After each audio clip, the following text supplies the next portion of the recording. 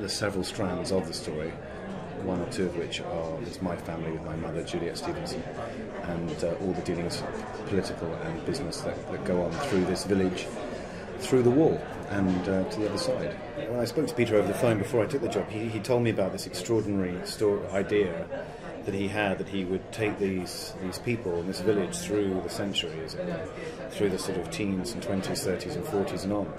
So I thought it was an extraordinary idea to see how times change through the eye of a little village, really, and it's sort of a mini world as such. I love Derbyshire, where we filmed. I grew up not far on the border of Derbyshire in Staffordshire, actually, where I live. So for me, it was like going home.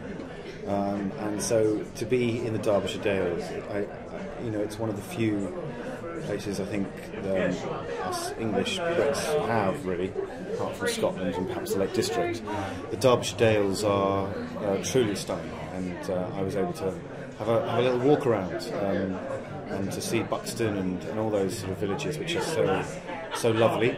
It was a great privilege, and I spent some very happy afternoons in the hills. Well, what's lovely about the village for me is that it's set in the real world, where during a time in history which we all know very well, and invariably the First World War has been well documented in regard to the war itself and its effects with the soldiers.